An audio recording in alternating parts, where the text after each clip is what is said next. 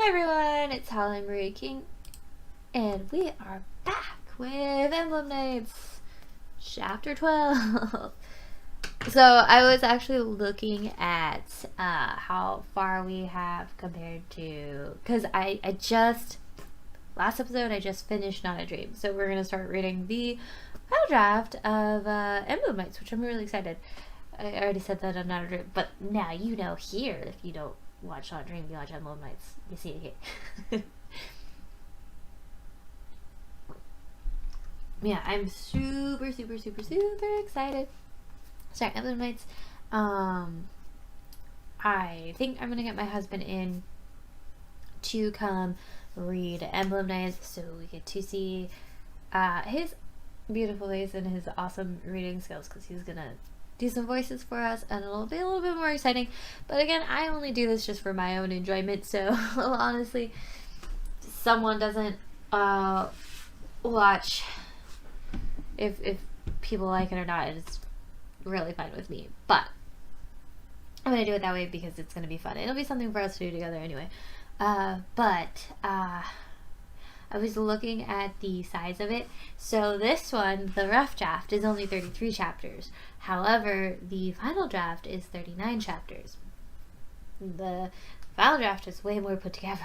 The rough draft is like all over the place. So, it's gonna be interesting. But yeah, after I get this rough draft done, then we're gonna move on to Trouncing the Unknown, which is the sequel to Not a Dream. So that's the next book that's in works. I'm actually editing it now, so I need to stop procrastinating and get it done so that the final draft is ready. I'm so bad. But yeah, anyway, part of the reason of me recording videos was to motivate me to finish my books, because I have like over 100 of them that I can finish and edit and publish, but I'm such a huge procrastinator, but I love writing it when I'm writing it, so it's a conundrum, really. But yeah, enough chat, let's just get this done. Hooray. Alright, chapter 12, A Twist of Fate. Ray paced on the porch, waiting for Yuri's return. It was already the second night of her disappearance. You know, if you keep pacing like that, the floorboards will break, Murphy said with an apple in his hand. He munched it thoughtfully. If you're so worried, just go find her. I can't do that. It's my duty to protect Joey until she comes back, Ray said, still pacing. I guess we all can't sleep. John's awake too, Daisuke said as he walked out on the porch. So, why can't you sleep, Murphy? I felt left out, Murphy said, taking another juicy bite of his apple. We can't just let her be out there on her own, Roy said. All the men looked at him. What, the little squirt grows on you?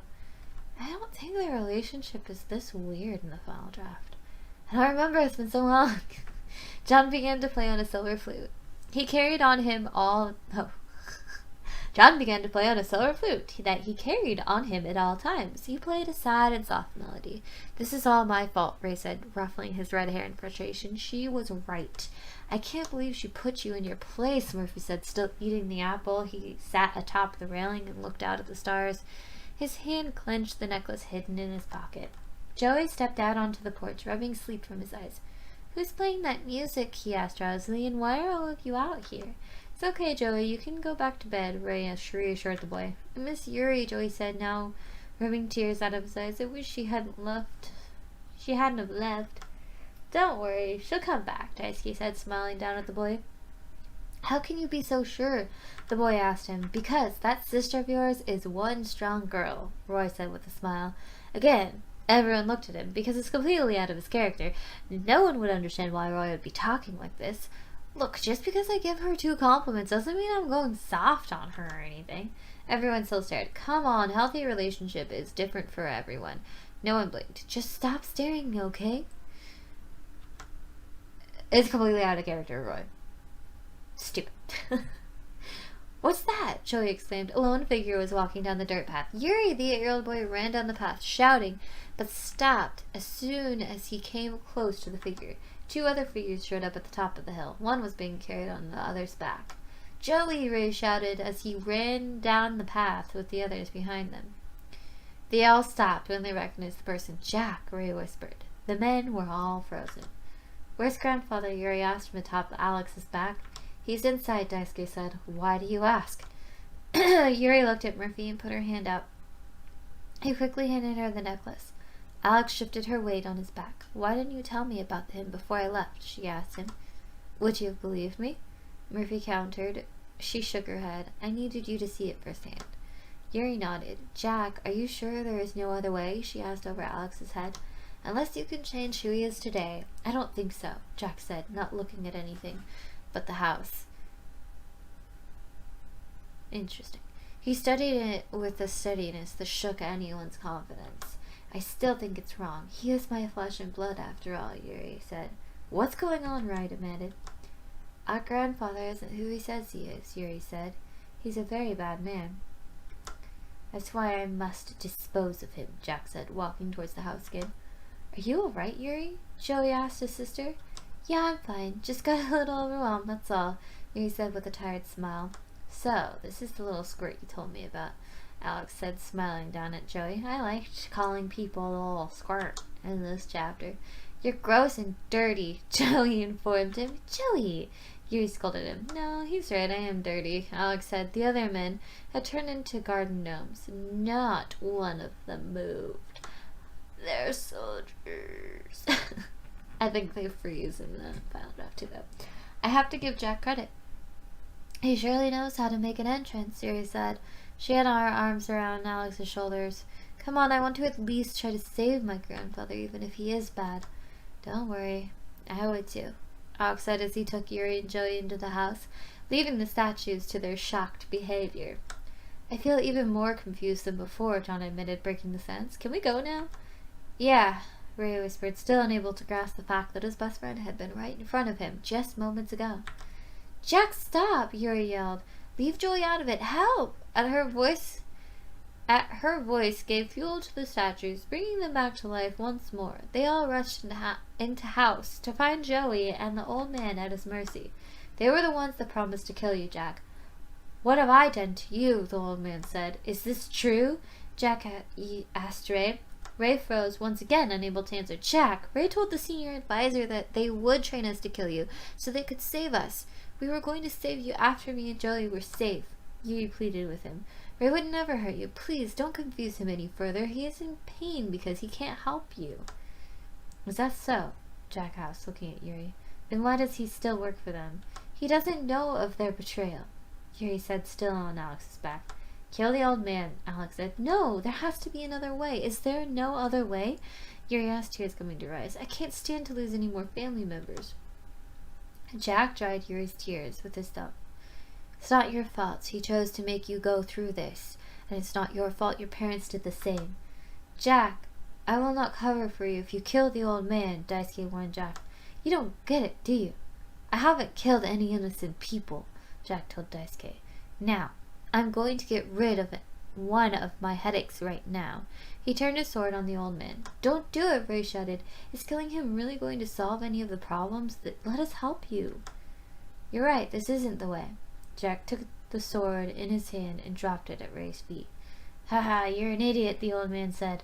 Now you've lost your chance to kill them all before they killed you, you fool. No, I won't kill him, Ray said, walking out the door, leaving the sword behind. If you don't, Yuri and Joey will go with me to the senior advisor, the old man yelled. After Ray, he laughed heartily. Daisuke turned on the old man. How can you do this to your own flesh and blood? You'll see. The old man went to grab Joey. No, Yuri shouted. But she couldn't do anything to save her brother. No, we won't, Jack said as he put out two of his fingers and pointed them at the old man. He fell dead instantly. Jack turned to leave. I know it's hard to take now, Yuri, but I did it to save your brother. I'm sorry for what I've done to your family. With that, he walked out the door. Yuri got off Alex's back and staggered after Jack, pushing against frozen bodies. Jack, there has to be some other way, she shouted, still trying to catch up with him. When she ran out of things to grab, she started to fall. Jack caught her before she fell too far. Can't you stay with us? That will only raise suspicion. You should leave this place before too long, Jack said, his jet black hair blending into the darkness. Yuri searched his coal black eyes for anything. You don't have to be alone.